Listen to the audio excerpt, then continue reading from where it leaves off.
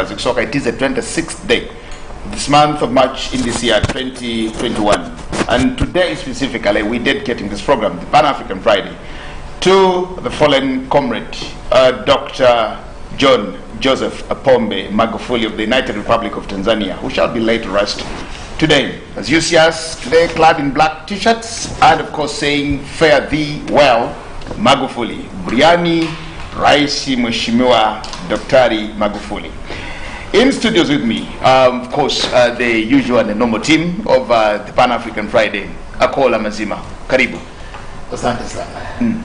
A very good morning. Morning to you. Thank you. Mututa.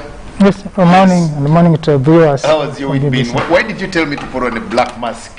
Because I think I should have also put on a black mask. You must have forgotten it somewhere. What happened to my black mask? You must have forgotten, and you better pick it. Then I think I should just get, because I should actually go and pick it. I just noticed that I was supposed to put on a black mask for this particular one. I'll always start with you. Your week, has it been? Of course, we've followed trends and events and quite a number of things happening back and forth. And till this day, ideally on program, Dr. Magufuli was supposed to be buried yesterday, but the program was extended to today. And of course, today, but by the close of today, but by the end of this day, Magufuli will be no more on the surface of the earth. How have you followed the events? Well, I think the events really brought out a very big oversight because ideally they had omitted Zanzibar on the program. And this is Zanzibaris were saying, look here, he's president of the United Republic of Tanzania, not the president of mainland Tanzania or Tanganyika. And I think that is the extra day that was added on to the program, and Barry was pushed to Friday. So that was actually a serious omission, and I'm happy that it was corrected. Yeah, because Zanzibar is part of Tanzania, is the other partner in the formation of the United Republic of Tanzania. Yeah, the other issue that actually, this of course I've been following events, is seeing how Africans have come up to really mourn, yes, Dr. John Pombe Magufuli. But I was chatting with a journalist in the Caribbean. Was like, until his death, they didn't know about Magufuli, and it was like maybe there is a disconnect between the Africans that side and Africans on the continent. And actually, to them, they said this is now an eye opener. They are going to pick interest in activities of the continent. And I told them, look, you can follow the Pan-African Friday on YouTube every Friday, very important. because we shall keep updating you on what is going on the continent. Yeah. Thank you very much. Yes, for everything that happens here on the continent, of course. We are here because Africa is ours, we are for Africa. Ndugu Mututa, just let me know how you've gone through the week and how you follow the events of sending and bidding fare thee well to Dr. Magufuli. It has been a hectic week for especially people in Tanzania. It's been a lot of mourning, but also, and we discussed it one time here, that sometimes when big people die, the concentration is on the big people. Now, until this morning, I'm meant to understand that more than 30 people have also died. About 46, I'm told. About 46 or so, yes, who have actually died so far, from that time when Magufuli died, yes, until today. As a result of stampede and accidents. Even fatigue. Exactly. Yeah, stampede, accidents, fatigue, shock, so, and a number of things. There's a family, I think, that lost about 5 members. Yes. The 6 members people died at one event. And those are the cases we are hearing.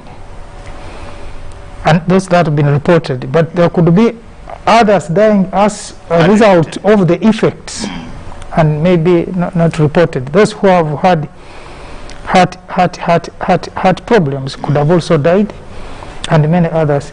So actually Tanzania is totally in mourning. But also it has been a good time for the African people to reflect on the life of Magufuli, but also the life of other leaders in on the continent. But in his death, Magufuli has become more popular than when he lived. And we hope that his legacy will even be more pronounced after his death. And we are looking at a man who, not because, I mean, he has been a leader in Tanzania. It's not the first time he has become to be a leader in Tanzania. But he has not yet made a mark like he has done. Of course, the argument is that he was a minister and now he was a president, was able to do things that he had wanted to do. But all said and done, we have really lost a leader, we have lost an African, we have lost a colleague, we have lost a friend, we have lost a big figure in the life and the politics of Africa, but only our solace, so our hope is that maybe his legacy will help Africa to come together and look at things that unite us more than those that divide us. Okay, well, that's important. We'll look at quite a number of things today as far as Dr. Magufuli is concerned, and as we also now prepare for the sending off of Dr. Magufuli today in Chato. Of course, we'll try to look into what our comrades and brothers are doing at TBC in Tanzania to actually see what happens there. But yet again, there are things that have continued to happen, and of course, so many people have come out. Like you said, those in the Caribbean have actually known about Magufuli at his death, and even amongst Tanzanians, to some, really Magufuli has actually become a darling at his death, or during his death, because, of course, there are issues here and there, but we also want to look at the other voices, especially sending voices. I hope you read a missive that was penned by Tundu Lissu, who publicly said, even when the world mourns Magufuli, I will not mourn Magufuli, for reasons that he actually gave. And he made his own comparisons and conclusions about the darling Dr. Magufuli that everybody is talking about, to say, no, it shouldn't be the case. There's another female lawyer also in Tanzania who also now came with a dissenting voice, differing from all these others about the Magufuli that all of us love. No, exactly. Well, I'll start with you. Let's get to Tundu Lissu. I'm very sure you read what he wrote. Well, Tundu Lissu confirms to us that there are two sides of a coin. So it depends on which side you're looking at. And definitely, John Pombe Magufuli, just like any other human being, had his own weaknesses. But there are issues that Tundu Lissu really did talk about. He said that President John Pombe Magufuli, the late, was another Mobutu in making. That he was developing Chato just the way Mobutu developed Badolite. Just the way Mobutu developed Badolite. And saying, when you look at what he said, because in the history of Tanzania, there is no president, actually, sitting president, who has made their home area as prominent as Dr. John Pombe Magufuli has made Chato prominent during this time. But also the other issue Tundu Lissu was talking about was that Africans have double standards. That when Mobutu Sese Seko died, actually, he was not mourned the way they mourned Dr. John Pombe Magufuli. When Robert Mugabe died, they did not mourn him to this magnitude. And of course, he mentioned others, dictators who died in the past. But I think what he missed out on this is that those died after they had left power. They died after they had acrimoniously left power. Forced to leave power. And he dies in power. But also, he also maybe missed the point that Magufuli dies at a time the world is still expecting more from him, and those ones died at a time the world was like their good days are behind them. So I think those are the two issues. But again, we must also understand where Lissu comes from, having survived an assassination attempt, spending almost 4 years in hospital in Nairobi and Belgium. His bitterness is actually understandable. Did you read Magufuli? I beg your pardon. I read, but also dismayed. I think there's a lot of things that he's not also telling us. First of all, even his assassination. Attempted assassination. Yes, yeah, his attempted assassination. You cannot totally tag it to Magufuli. There are also people who say that actually his attempt on his life was partly the doing of his own comrades in the opposition. Exactly. Because he was becoming a problem. Those wanted to, they also that theory. But at the same time, I suspect if he became a president and if he was in Magufuli's position, maybe would have been today a worse president than Magufuli. Tundu Lissu would have been a worse president. First of all, you know, Tundu Lissu is one of the most disorganized people you can talk of. But at the same time, he has his point because for him, he said he has mourned many years. So mourning for Magufuli today wouldn't be one of his issues, and you can understand him, a man who has been denied many things, including a political position. He was a member of parliament, but he was forced to resign.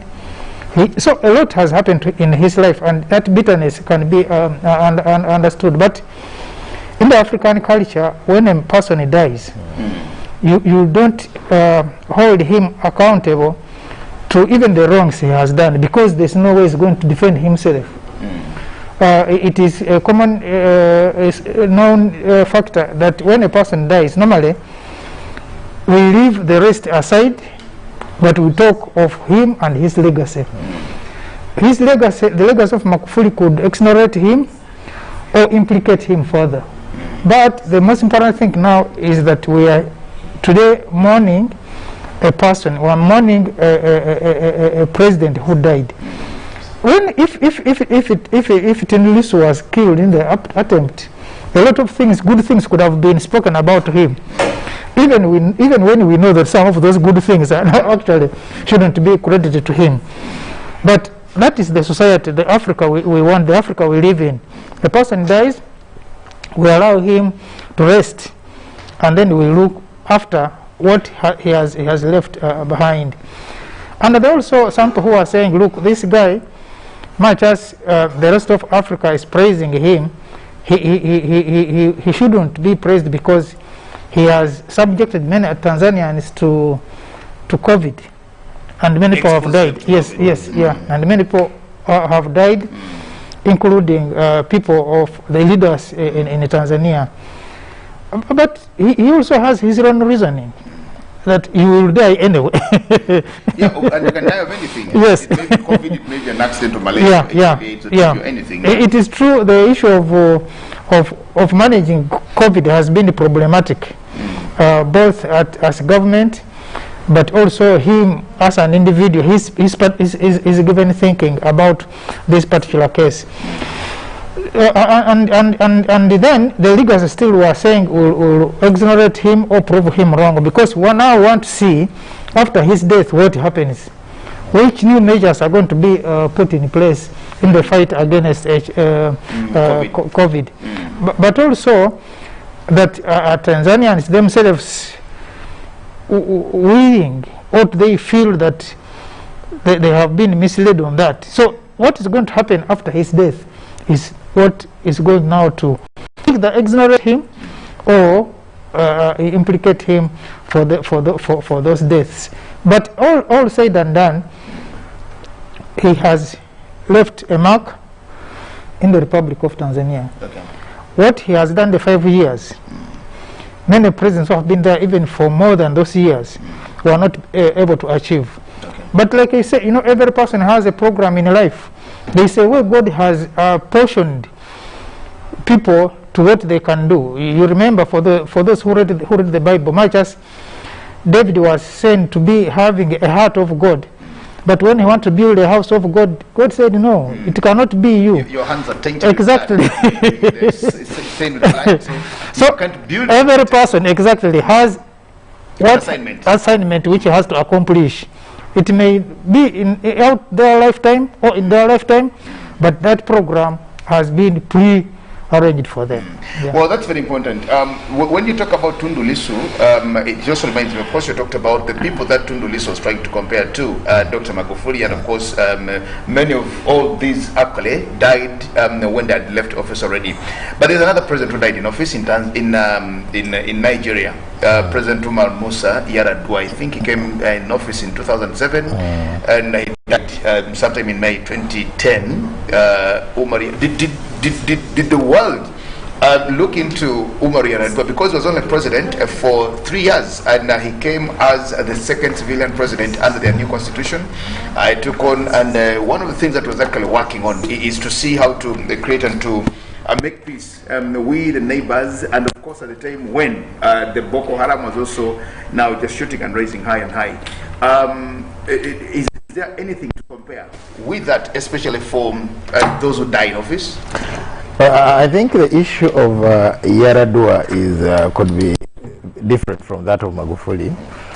In the first place, that Yar'Adua came to power when he actually his health was wanting. He had health issues, that even the 3 years he was always in and out of hospital. That is one other thing, that actually at one time he took the opposition to compel government to say, look here, where is the president? In other words, I think he must have been active for less than a year, and then then health issues started catching up with him.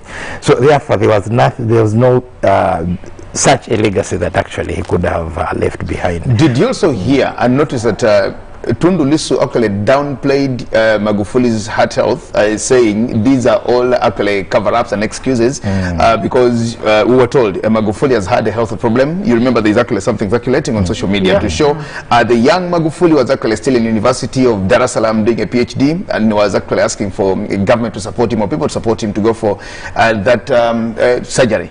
And so, of course, that came out, and later we heard that President Magufuli had a heart problem, that he actually collapsed several times during his first term in office. Tundu Lissu downplays that to say it is just intended not to actually accept and to come to terms with the reality that it must have been COVID, because he concludes saying nothing killed Magufuli but COVID. That's now according to Dr. Tundu Lissu, quote unquote, who did not diagnose the patient and who was not even in hospital to treat the patient. No, you see what is very funny currently is that whoever dies, it is COVID.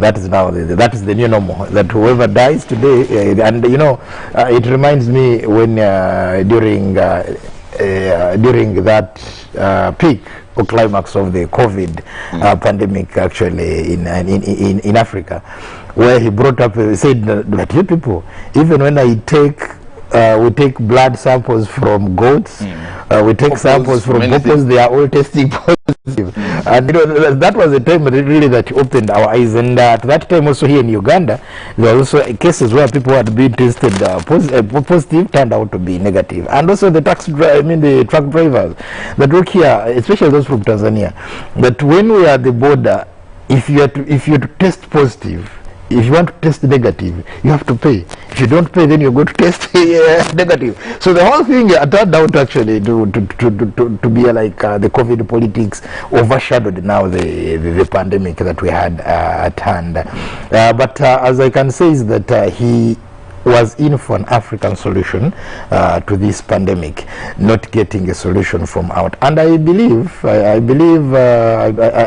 in him, because you know, somebody really who has created a disease for you should not be the person who's going to give you a solution. So, and I concurred with him on that we Africans, we needed to come together, the various medical experts we have on the continent, the various pharmacists and others, we needed to come together and come up with an African solution to this disease. You wanted to say something on that? Yeah, but I think Mr. Tundu Lissu is also, other than behaving, of course, I don't blame him having stayed in the Western capitals.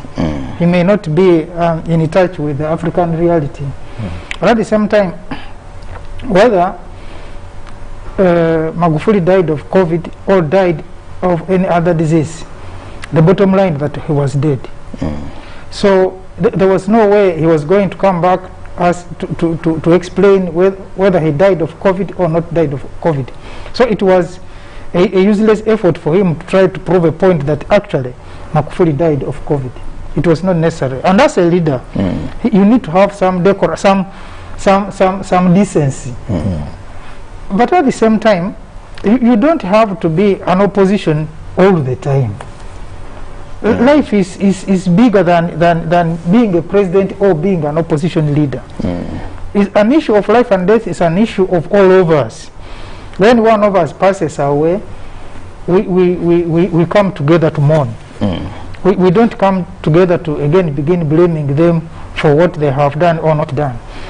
But also as a school of as a student of politics, you should have known, or political science, you should also have known that when you are comparing politics of comparative politics, you don't compare today, say you are looking at what the leader today and the leaders of 20, 15 years ago, 30 years ago.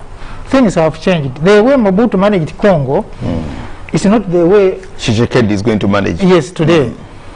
And then the way Mugabe managed Zimbabwe is not the same way that Mnangagwa. Exactly. So you cannot talk of 30 years ago people didn't have mobile phones. They could not do a lot of things that we are doing. The technology has moved on so fast. If Kenyatta wanted to talk to Obote in State House, he was going to call a switchboard, and then the switchboard will call someone in another country, then they could connect back to Kampala. Today, if President Museveni wants to talk to Kenyatta in Kenya, he can use a mobile phone to call him directly without going through the normal systems. So a lot has changed that when you are comparing people today, you compare Museveni, compare to Kenyatta, compare to Tshisekedi, because this is now the time you can compare them. His comparison nonetheless also lacks a lot, because when you look at his argument, he's trying to prove a point that, look, this man, much as people are saying is good, is not as good at all. But his real problem is not actually with Magufuli. His real big problem is with the CCM. So he's trying to use this chapter to now attack the CCM for grooming the people who have led Tanzania. And so said, you people, you have been grooming beasts. But I also look at his future in politics also now being problematic. Even his colleagues in opposition seem not to be towing the same line with him. Do you think if he decided to come back to Tanzania, he'll be welcomed? Having seen all these people die, first of all, now you have about 40 plus people who have died because of Magufuli. You have so many people who have actually had injuries because of stampeding and you know, heart attacks and all the things, because of the president that they adored and loved that much. You saw yesterday when they ferried the body to Chato, the people there, they were actually very tough orders there that when you come, this business of reviewing the body, you know, just pass by the coffin, then go, because there's so many people, to avoid stampeding and doing all the things, and of course to waste a lot of time. Do you think that if Tundu Lissu just came back into Tanzania today, how will Tanzanians look? Those loved Magufuli, those who are actually mourning and burying Magufuli today, as we're saying, how do you think he would be welcomed in I think the easiest is for him to jump in his vehicle and drive around Tanzania and see if people will receive him the way they have been. The way they've loved Magufuli. Exactly. No, but I think personally, I have a different view. That you see, when Magufuli became president in 2015, his approach, actually his approach of trying to set things right, had so many casualties. People lost jobs, people lost businesses, others died of heart attack because of that. The bourgeoisie. Actually the middle class. Yes, so you talk about the now Tundu Lissu is speaking things that other people would fear to speak, but would believe, would silently say, yes, he has said a point. Just like Trump, people are saying that why Trump was equally popular in the US is that he would speak things that a good section of Americans believed in but were shy to say. So now that is Tundu Lissu, because ideally in Tanzania, I've met quite a number of people who say yes, whereas the development record of Dr. John Pombe Magufuli is okay, but his human rights record, even the media, by the way, the journalists, the journalists, the media space was actually reduced to nothing. You remember the days of Kikwete, because Kikwete was a liberal person, the media flourished in Tanzania. But now you come, Magufuli comes on board, and most media houses are closing here and there. There are things we do here in Uganda as media that you can't do in Tanzania, that you actually during the Magufuli's time you are not supposed to. So I just have to say that Tundu Lissu, of course, one, is behaving in a manner that is not African. We are not supposed to do that when somebody actually passes on. But also at the same time, I see that what he is saying, there is a section of Tanzanians actually that believe in what he's saying, but they cannot come out to say it. Just before we digress from that, he also brought out something very good here for our discussion. He talked about the popularity or the unpopularity now of the Chama cha Mapinduzi.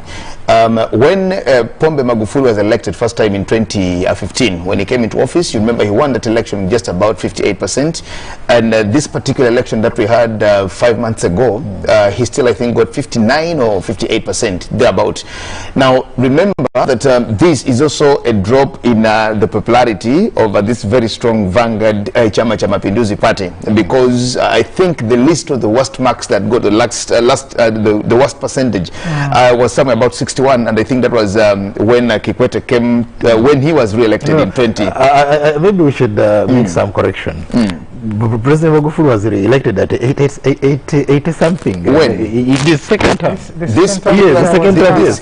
Oh, no, the first election when he contested against, of course, it was because of the apathy. They will explain that and say you organized, you set an exam for yourself, you sat it, you marked it, you gave yourself, but by looking at the 2015 elections, where there was a lot of and very stiff competition now from the Ukawa coalition. You remember when Edward Lowassa was coming on, and that is actually when they checked and said, no, the popularity of actually CCM has come down, it's dwindled, and it was not the same with Mkapa, it was not the same with Kikwete and all those others. Just looking at that, where Tundu also says Magufuli was doing all what he was doing because of trying to bring back the popularity of the Chama cha Baba. Can he be justified on that? I think yes, he can be justified on that, because ideally when Magufuli took office, he started a campaign of Rudi Nyumbani, Kumekucha, and we saw most people who had decamped from CCM to join Lowassa's Ukawa or Chadema. He convinced them, they resigned their seats, and then recontested on CCM. Actually, by the time it came to 2020, towards election, most of those people had really resigned and had fresh elections. Lowassa inclusive. Yes, actually, I don't know. Of course, Lowassa had crossed, but you know, he didn't contest anywhere. So these are, and people were saying that, look here, he's killing opposition politics. And indeed, you saw what happened in the main elections of 2020. The whole opposition managed to win only 2 seats on the mainland, and something that really that had never happened.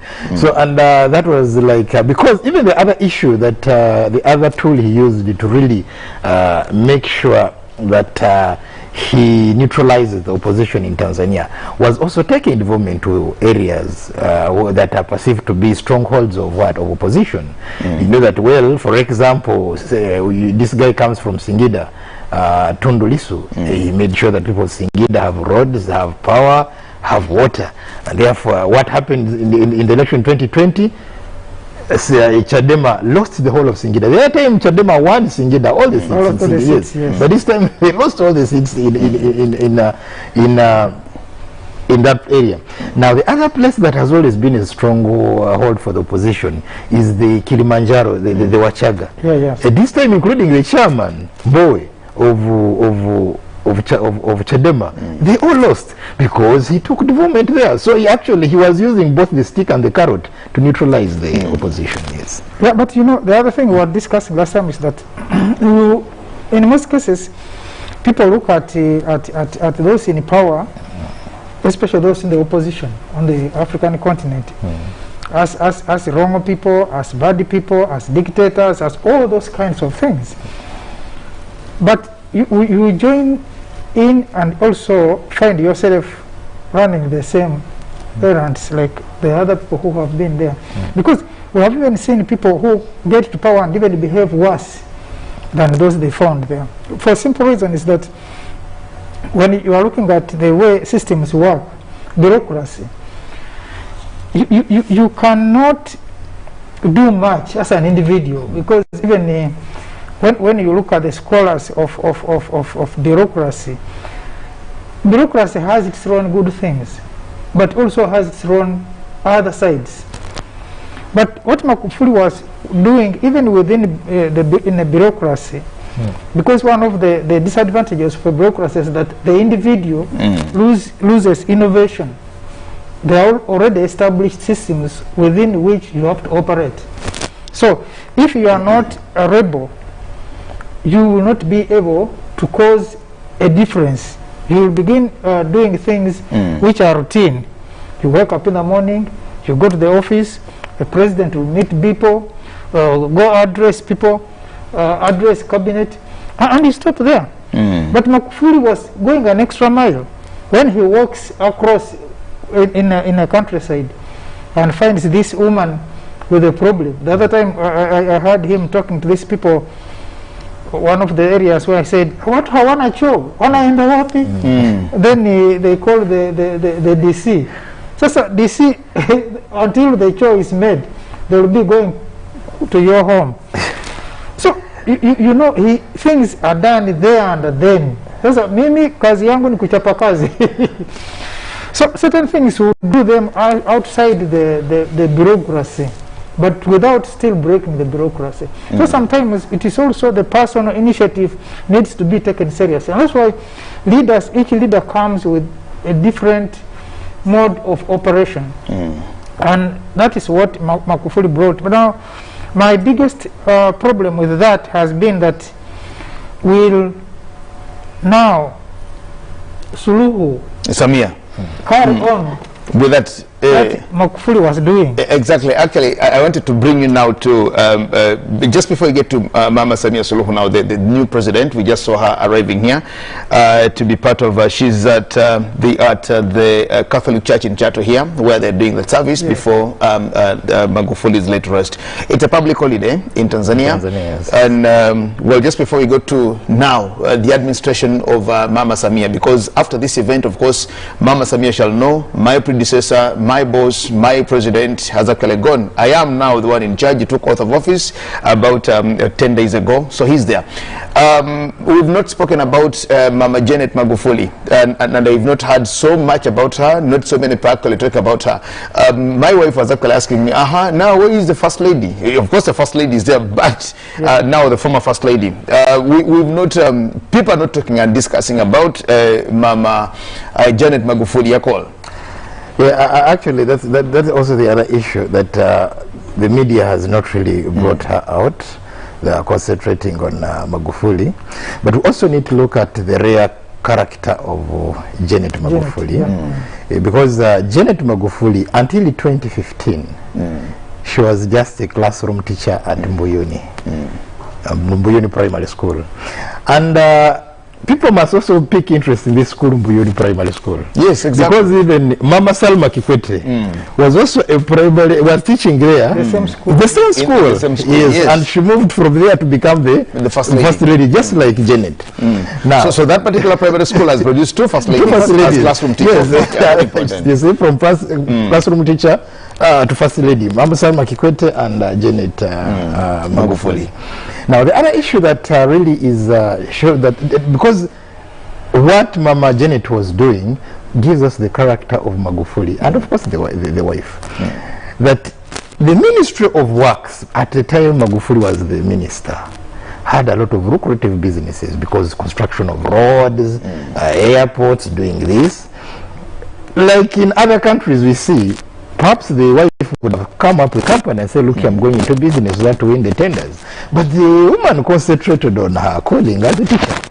And those who have taught with her, they should work from her home, from Oyster Bay to Mboyoni, and then go back working. So found somebody who is the other rare thing also about the Magufuli family, because I personally met Mama Janet Magufuli in 2012 at her home actually in Tanzania. And you notice that Dr. Magufuli was actually a devout Catholic, and Mama Janet was actually a very staunch Pentecostal believer, a minister in church, an elder in church. And you see, we normally actually tend to think if you are Catholic, then your wife must be Catholic, and that's how you can actually keep the marriage work or whatever that is. Or that if you are a born-again Christian, she has to be one for you too. But you see, on one hand, Dr. Magufuli did believe that yes, we are all serving the same living God, the creator of heaven and earth. And he was like, if you're using the bypass to get to God and I'm using the southern bypass to also get to God, then I think we should go that way. So yes, Mama Magufuli, the other bit of it was also, for many people who saw the character of Dr. Magufuli in church every Sunday, praying and you know, reminding people, let's everything, but let's stick to God. There was also another very strong prayer and powerful praying woman in the life of Dr. Magufuli, and that's actually Janet Magufuli. So, but I've not heard people highlight her or talk about her. Nobody seems to actually even remember that Dr. Magufuli had a wife. Yes. Normally, people talk either good things or bad things about you, depending on the way you also approach things.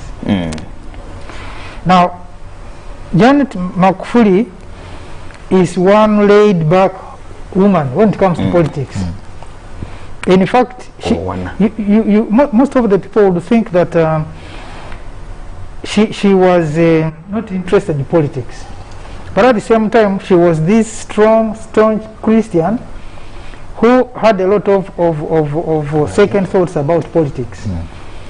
Even when the husband was going in politics, we heard of a story where the woman said, no, but we have had enough of politics, because Magufuli had a very rough time in his second term in the ministry, as a minister of works. Yes. The second time as because he was first deputy then now. Had a very rough time in the ministry. So the wife was like, supposing you gave up this whole thing and we sorted for our own lives. Then Magufuli was like, you know, ya Mungu ni mengi. Even, you remember at one point Magufuli was poisoned. It's story. It is said. Yes. That in his first term. Yes. As president. Yeah. So the wife was very opposed to his continuing with the politics, because for her, she said, we can remain as ordinary people. God has blessed us with children. We have the little we have, but still we can survive. But Magufuli is no. God's ways are not our ways.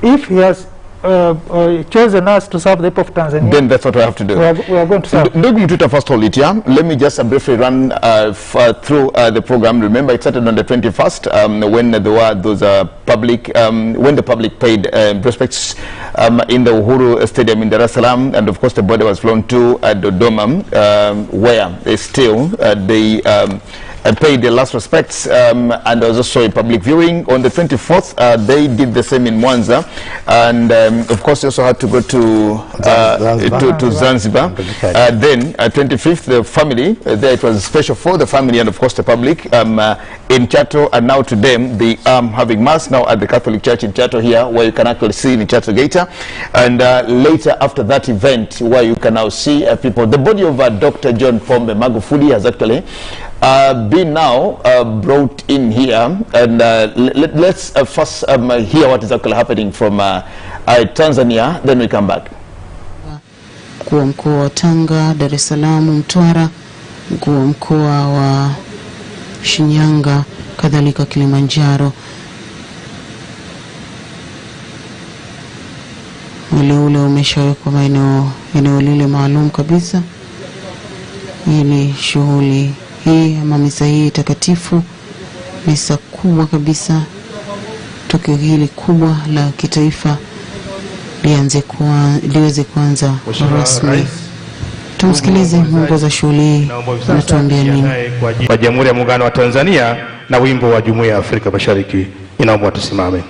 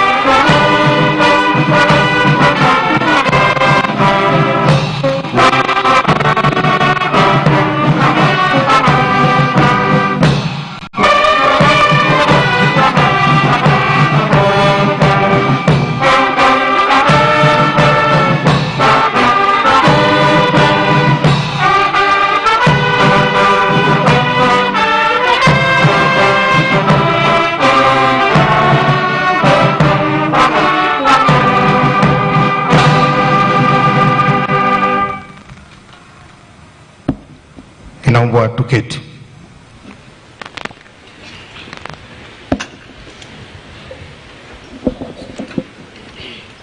Mheshimiwa Rais, tukio linalofuata sasa ni misa takatifu na itaongozwa na Baba Askofu Mkuu Gervas Nyaisonga, Rais wa Baraza la Maaskofu Katoliki Tanzania TEC, akishirikiana na maaskofu mbalimbali.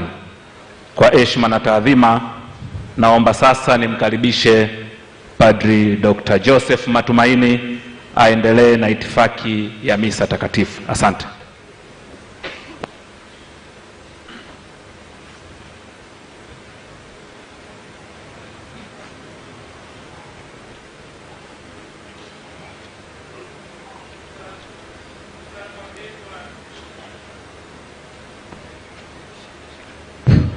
Ndugu zangu wapendwa, baada ya dakika chache tutaanza ibada ya misa takatifu, na kama ilivyoelezwa ibada hii itaongozwa na Mhashamu Askofu Mkuu Gervas Nyaisonga, Rais wa Baraza la Maaskofu Katoliki Tanzania, na mahubiri yatatolewa na Askofu Mkuu Renatus Nkwande, Askofu Mkuu wa Jimbo la Mwanza.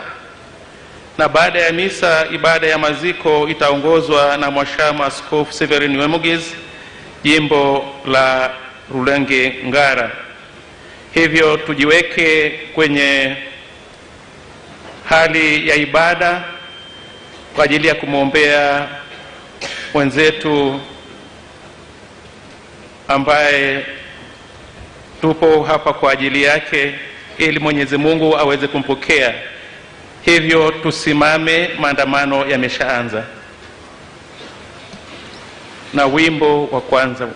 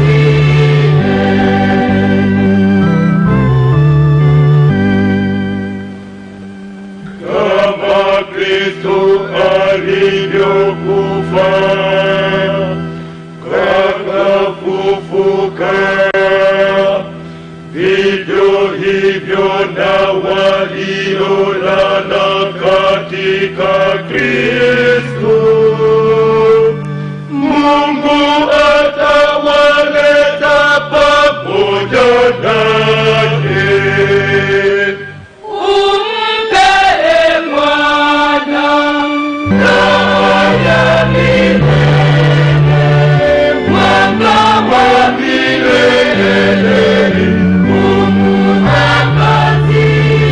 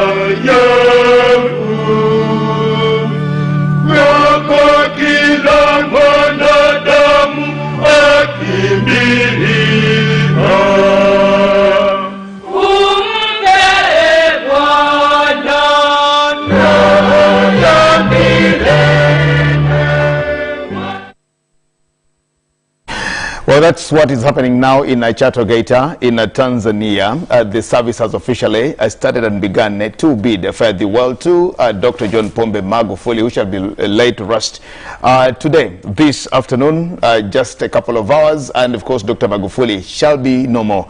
Now, the people in Tanzania, even when Magufuli died on the 17th, they've had an opportunity to go around and of course have those last moments of the public viewing of his body. But of course, this afternoon, when he's laid to rest, then Magufuli will become history in Tanzania and amongst the people there in Tanzania. Now, when you notice there, of course, when the First Lady came, I beg your pardon, when their president came in, of course, the body was also brought in, and now the service started. Former presidents, just right there, Jakaya Mrisho Kikwete and Ali Hassan Mwinyi, those one of those in attendance at the Catholic Church there, where Mass is happening today. Ndugu Akol and Ndugu Matuta, well, it is Briani to Magufuli, and let's say our final bits and remarks, and of course, promise the people that maybe sometime later, before burial, we'll see what happens when we again go back to Tanzania to be part of the burial ceremony. I'll start with you. Well, I must say that both in life and death, Magufuli has been a person who has set records. Because in the first place is the first person to be succeeded by a woman. That is one, but also having been the first person to lead Tanzania from a major tribe. And all things that he was doing, actually most of them were full of surprises, and those surprises that would leave a serious mark. Like the song was, like the song we've just heard, I can actually say, Mungu ampe raha ya milele, na vile vile Mungu amulikie mwanga wa milele.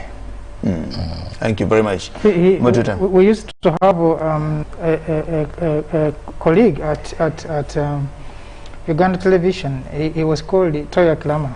Now, every other time you would talk to Toya and raise some issue which of concern, Toya will tell you, me, I died a long time ago. So one time, actually, Toya died. And the people were hard to believe. Whether it is one of those deaths he has been talking about, or now it's the real one now. The real death. But today, actually, we are looking at the real death of John Magufuli Pombe, as a former president of the Republic of Tanzania.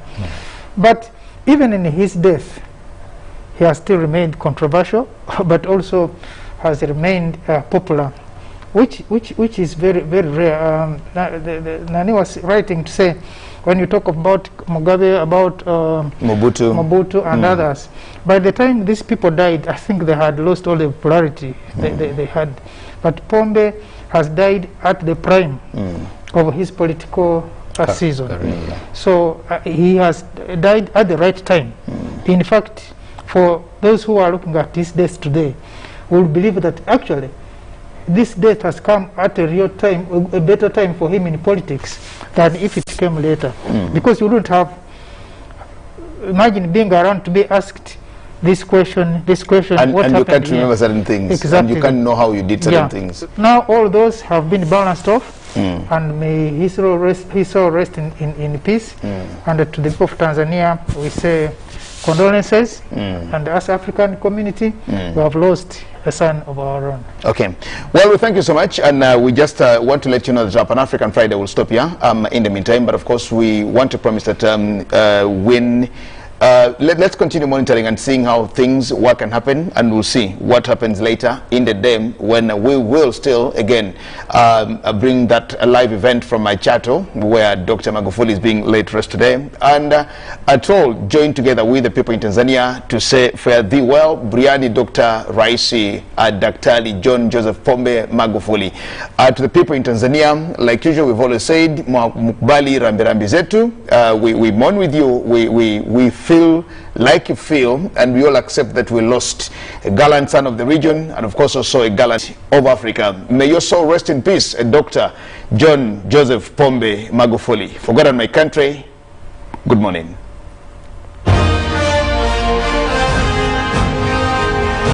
Live from UBC Studios in Kampala, this is Good Morning Uganda Extra.